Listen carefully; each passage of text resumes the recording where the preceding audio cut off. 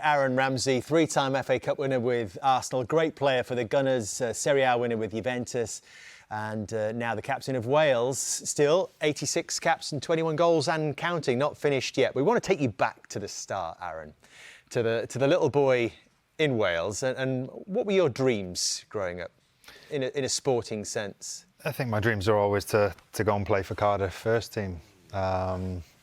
You know, my sort of idol at the time was Graham Kavanagh, watching him play against the likes of Leeds in the FA Cup and scoring, you know, a free kick and, you know, being the captain and the main focal point of that team. That was what I wanted to try and be. Did you have choices as a young sportsman? Were you doing other things beyond football? Yeah, I was brought up playing rugby, so but that had to stop at a young age. You know, football. I started football when I was 7, 8, so.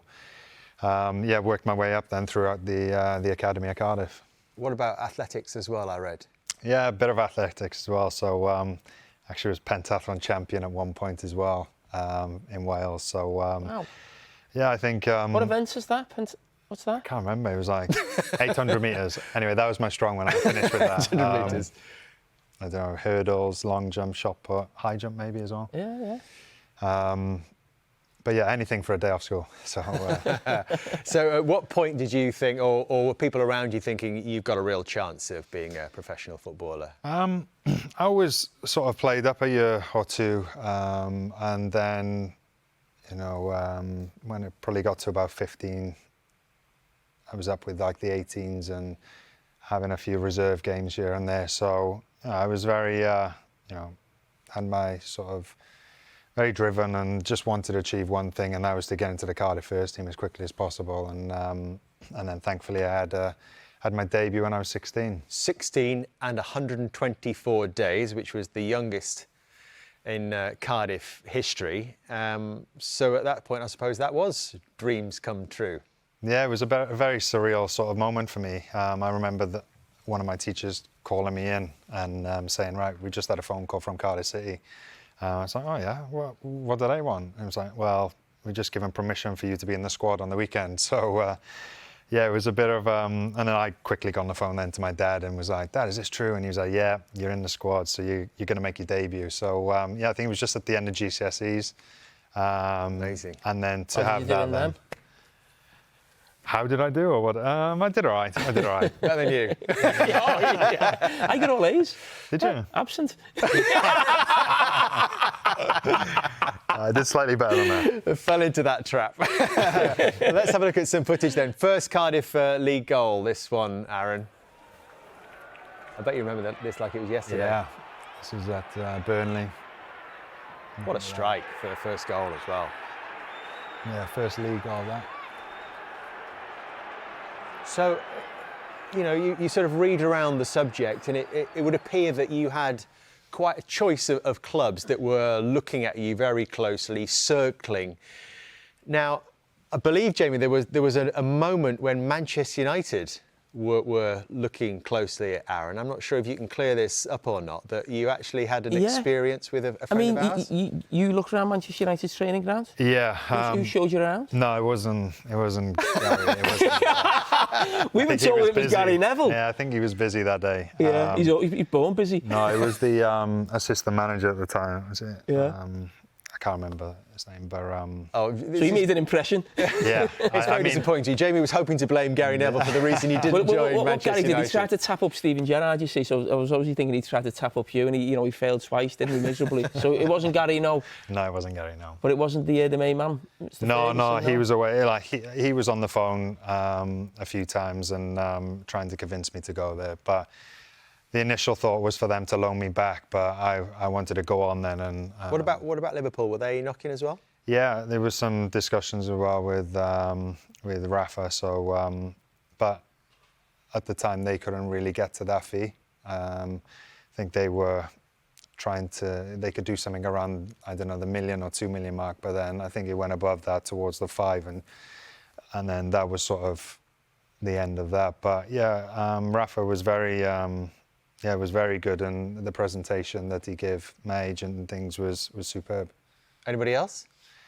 Yeah, I went to David Moyes' house as well. He invited me around there, and he was brilliant as well, and very accommodating, and very you know, a surreal moment for me to be in his living room, and for him to sort of go through the plans that he would have for me. So yeah, it was just a crazy time. Obviously 16, 17 years old, and having these sort of choices and these, you know, massive clubs knocking on your door. And so why Arsenal then? What was it about Wenger?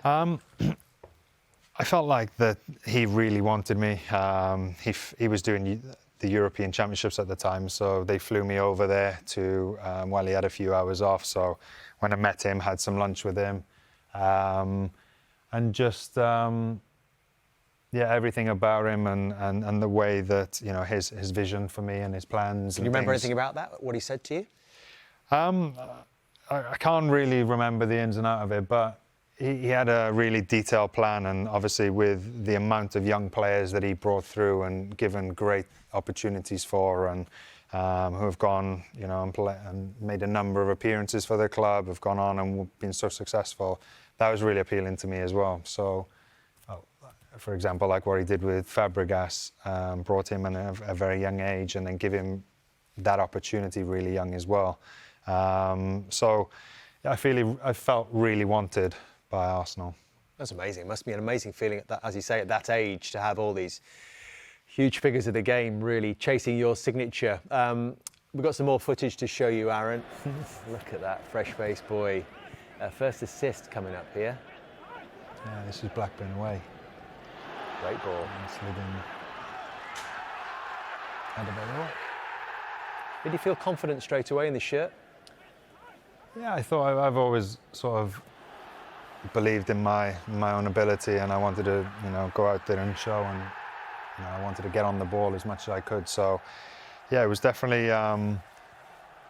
the first year at Arsenal as well. Like, obviously the way that they play, and the passing, the quick passing, the 1 and 2 touch things, that did take a little bit of time to get used to, because Cardiff, I did used to like to dribble with the ball and things like that, but yeah. That would become a trademark, really, that sort of run into the box. That's your first Premier League goal, August 2009.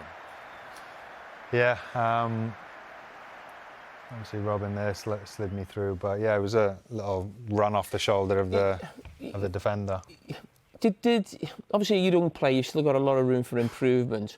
What were the big changes that Arsene Wenger brought to your game, or felt like you needed to change? I think technically, we used to do a lot of work around mannequins in tight spaces and things like that, quicker decision making, your next sort of getting into your head, your next sort of pass or movement and things like that. I think obviously the way that we wanted to play with quick combinations and you know, not taking so many touches on the ball, and trying to really stretch teams and get teams working.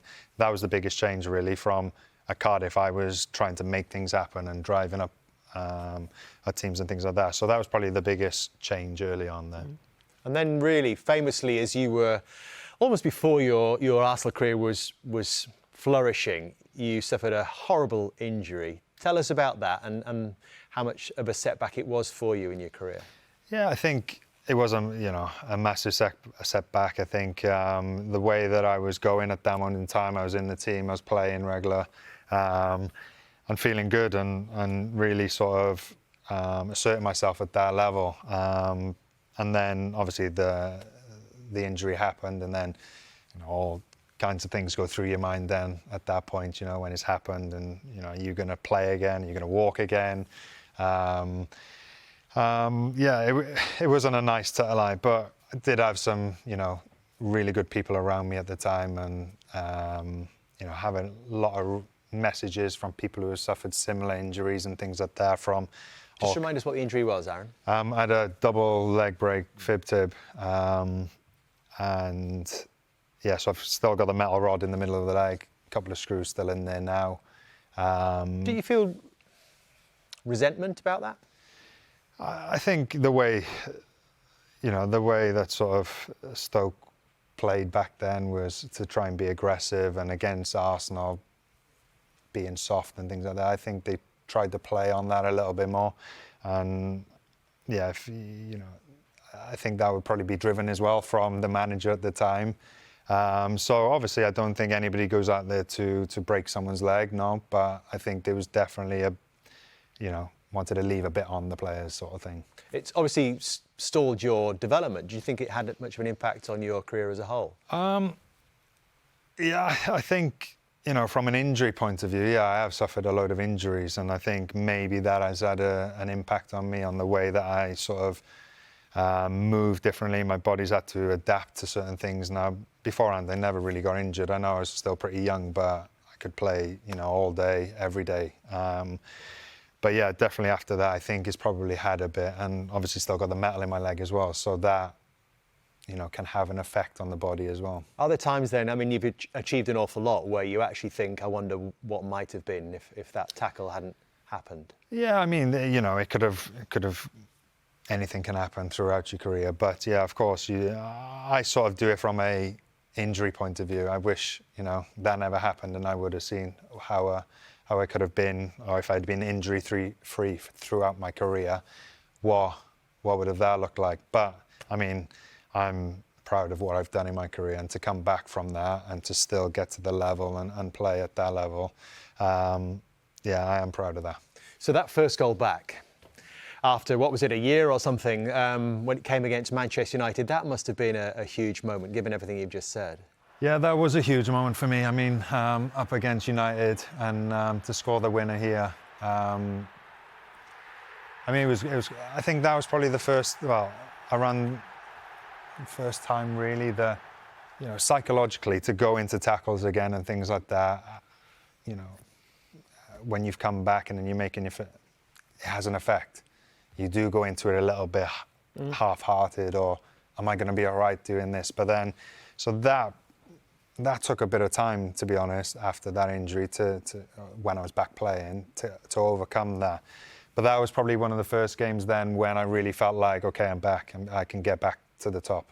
Is 2013-14 season, would you class that as one of your best? Yeah, I think so. I think, yeah, from a goal scoring perspective, from assists, I mean, yeah, I was doing really well, and then Christmas time I had an injury, and it set me back for about 3 months that season, and we were top of the league at the time. I think we went top actually when we beat you. Thanks. Yeah. Great. Great feat. Love that. But yeah. I mean, what was your role in the team there? Was it central midfield, 1 and 4? Was you part of a 3? No, I was part of a 2 in defensive, but then I could get forwards and oh, what brilliant a goal. header. Yeah, it was. This might be my favourite one. Bang. Wow. Bang. And the end of that season, it finished, didn't finish in title glory, but it finished with Aaron scoring the winning goal in the FA Cup final. I think we've got a picture of that. Do we have a picture of that? No. We were talking before about, there we go, coming from behind to beat Hull City. Talk us through that.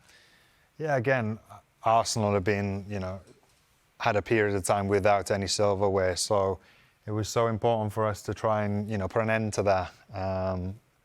I think throughout, that sort of the Emirates era, we've done remarkably well to stay within the top 4, regularly qualify for the Champions League, especially with, what has gone on with paying off the stadium and things like that. So Arsene Wenger deserves a hell of a lot of credit for that.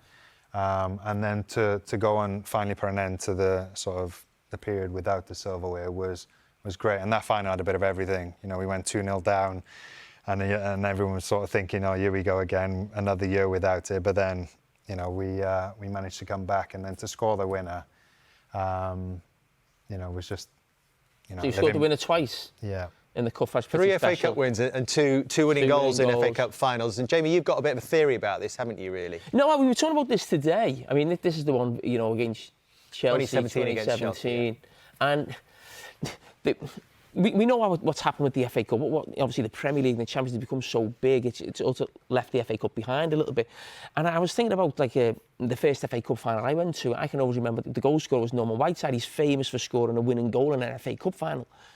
You've done it twice, but even this morning, even though I love the game, I can't really remember the goals because it's almost like I can tell you every FA Cup winner from the 70s right to the year 2000. As soon as you get into the 2000s, they get a little bit lost, they're a little bit muddled, and I think that's probably the same for a lot of football fans. So I probably not remembered enough that, 2 winning FA Cup finals. I mean, that's pretty special. You think how good the Arsenal team is right now, but this Arsenal team hasn't won anything yet. I know Arteta did when he first came. He won the FA Cup with a different team. But this is a brilliant Arsenal team, but it's still yet to get over the line.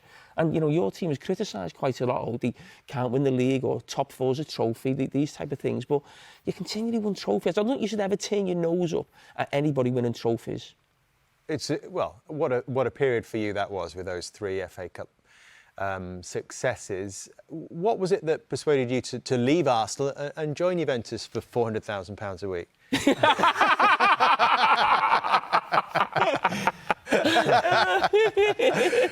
I'm joking, Aaron. It must have been a wrench to leave Arsenal. It was a very sort of weird time as well, because I wanted to commit my future to Arsenal, and we just wanted we just went through a change of manager. So yeah, I basically said, yeah, I'm happy, let's go, let's get it signed. And then it all went a bit quiet. And I don't know the ins and outs of why it went quiet, but I imagine it had something probably to do with the new manager coming in and maybe wanting a bit of time to see the squad first before doing anything. But yeah, it was disappointing because I didn't see anything beyond that. I was, Arsenal through and through, and until I sort of, hang up my boots sort of thing, or went back to Cardiff eventually. But then, yeah, it all went quiet. So I had to make a decision then. And obviously, you can start talking to clubs then in January in the European market. So, yeah, there was a few discussions going on. And Juventus is a huge club, and there's obviously some huge names played there. I mean, what is the attraction when you're going to play sort of with some of the biggest names in Europe? Because they were certainly playing for Juventus at the time. Yeah, I think obviously that was a big sort of attraction for me, and then having a real good go at trying to win the Champions League. The club were ambitious. They were trying to build a team and to try and win that Champions League that they haven't managed to do over the years, or got to finals but didn't quite get it done. So they were certainly trying to achieve that, and that was a big attraction for me as well. Looking good in the Juve shirt, that is for sure. We were talking about some of the great players that you played with in your time there. So we thought, well, let's put Aaron on the spot and get him to pick his 1 to 11, which is a bit of a Monday Night Football tradition. And tough choices, because obviously you've played so much for Wales and you've played for some great Arsenal teams, that Juventus experience. Let's have a look. I'm sure I've missed some clubs out or some teammates. But here you go. Was that an easy one, Buffon? Yeah, I mean, an absolute legend in the game. So, yeah, and a great, great human being. So, yeah, he definitely my goalkeeper. What have we gone for? We've gone back 4 here, or back 3? Oh, back 4. Go on, talk us through it. So, yeah, obviously, very sort of Juve-based. They built their sort of success on having good defences and things like that. So, I've gone Danilo and Chiellini and Alexandro, and I love Koscielny as well. My time with him at Arsenal, I thought he was fantastic. He's a good player for Arsenal, wasn't he? He's a good really defender. good. His understanding of the game is quick, powerful, strong, good technically, and obviously had a great career as well with France. So. What about Chiellini? A warrior. Yeah. A warrior. An old school, leave every single ounce of it out on the pitch. So. Did he train like that as well? Yeah. Yeah, he was all or nothing. So, again, a great professional, lovely guy, and an unbelievable footballer. I thought you'd actually go with Chris Gunter at right back. What's happened there? Yeah, I'm going to have a message off him later on. But no, I think Danilo as well played at some great clubs, City, Juve, Brazil. So yeah, that's my back. So sort of Juve defence, Italian sort of style defence, and then the midfield is leaning more towards Arsenal. Yeah. Hey, that's not bad, is it? No, Fabregas was an unbelievable player, and obviously when I came to Arsenal, he was the person that I was looking up to. Amazing, and Cazorla, one of my favourite footballers to play alongside. An absolute joy to play, like unbelievably gifted, technically, both feet, take a corner with one foot, the other foot, a joy. So yeah, I've gone really offensive in the midfield. Not much protection for that back four, is there? No, I know, that's why I've gone. That's why Keely needs to. Yeah, that's why it's only Italians.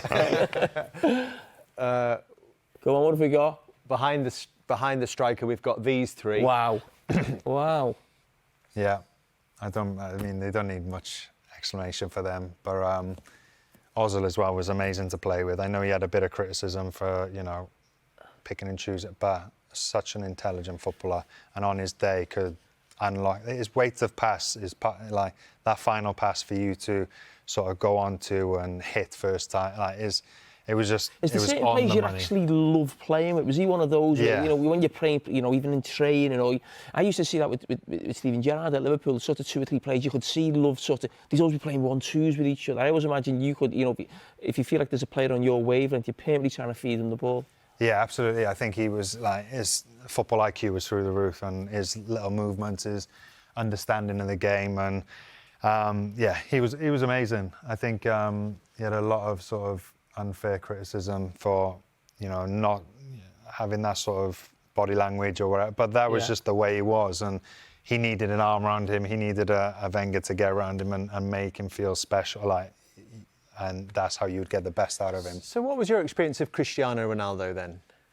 Yeah, again, obviously, yeah, maybe changed a bit in the way that he played, like certainly from his, you know, United days or early Madrid days, but like an unbelievable player, one of the greats.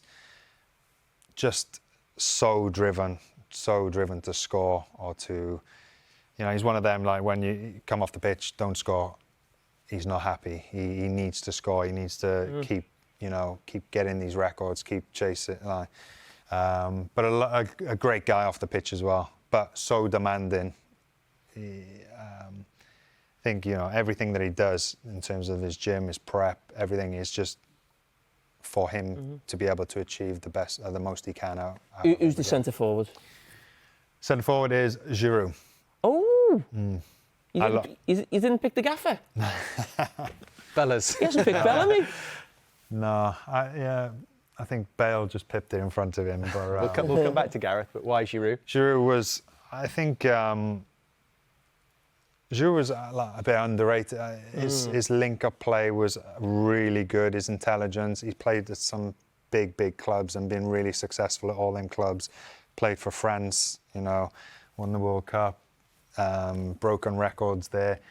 He was, and obviously he had a hand in both my sort of FA Cup winners as well. So I played, you know, I sort of played really well alongside him. I could understand him and could run off him and beyond him. And he was intelligent enough to recognise that as well and to play me in at times and things like that. So I think we had a good little relationship on the field. Before we go to Gareth and Wales, the manager for this team, because you've played for some great managers as well, who would be the appropriate person to take charge of that 11, do you think? Yeah, I think there'd only be one. That would be Arsene Wenger. I think, you know, there's a lot of sort of Arsenal going through the spine of that team. So I think he quite liked that team, wouldn't he, Arsene? Yeah.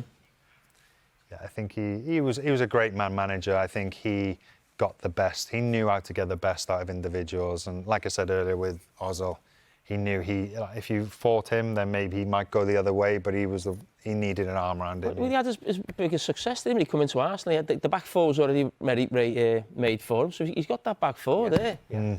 Winning big trophies there. Class moving forward. Mr. Wenger. So come on then, Gareth Bale, tell us about your Wales teammate, someone who you've shared an incredible journey with, really. Yeah, amazing footballer. Like on his day, you know, when he was in the Premier League, and the athleticism and the speed and the power that he had was just, nobody could live with that. I mean, the way he just used to power his way past players and then just rifle balls into the top corner and things like that. It was just breathtaking at times. And obviously I had another sort of great relationship with him on the field for Wales, and was lucky enough to spend so many, you know, memorable moments with him. You know, when you're youngsters, even sort of coming through youth teams, under 21s, I mean, was you always aware that you had two special players that could, you know, propel Wales to something they hadn't been before? Because I think of all the great players Wales have had in the past. I think of Ian Rush, Ratcliffe, Southall, Mark Hughes, all these great players you couldn't actually get to a tournament. Do you always feel confident with the two of you there you could do that? Yeah, I think so. I think we had a sort of,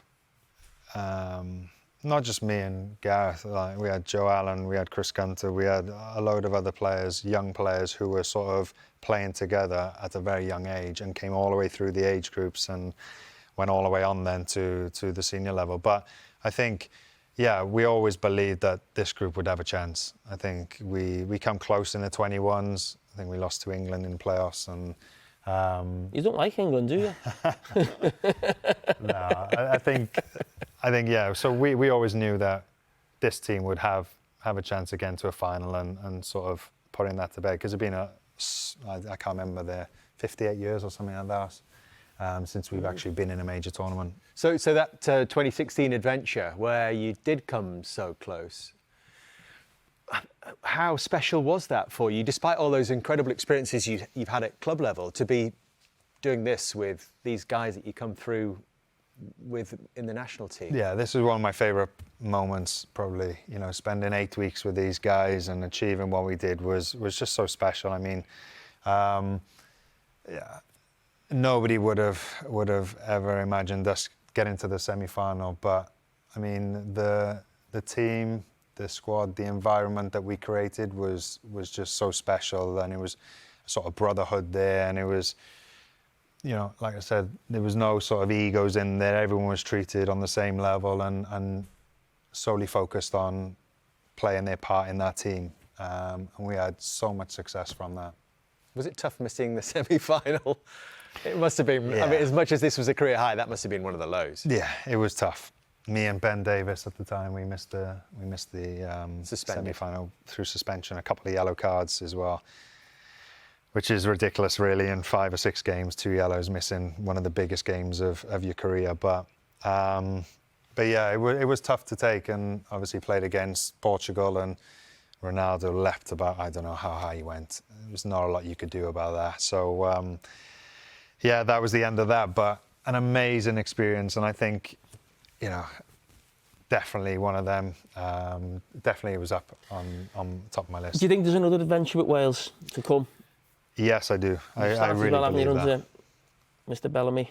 Yeah, I think he's come in and he's been a breath of fresh air. I think him and his staff that are coming, they're so detailed. The amount of information that they pass on, and I've been really, really, really impressed by them. And I think with this Welsh team and the talent that we have in there now, with the likes of Brennan Johnson, Harry Wilson, other players as well, they're really good players who can hurt opposition. So if we get the structure right behind that, and we can hurt teams. This Wales team does have a habit of appointing from within. Might that be Aaron Ramsey one day? Yeah, of course, that would be a very proud moment for me one day. So yeah, hopefully a few years away yet, but yeah, definitely would interest me one day. That's the career path you see for yourself, is it, to become a football manager? Yeah, I think I've done my A license now, so I'll be starting my pro soon. So definitely something that I'm really interested in, and it's addictive as well. I've been around the 18s a few times at Cardiff, been lucky enough to coach them, and yeah, you do watch games differently now, and you do get addicted, or you want to try certain things. So yeah, I think hopefully one day, yeah, I will have the opportunity to do that. So he hasn't picked Craig Bellamy in his team, and you're after his job?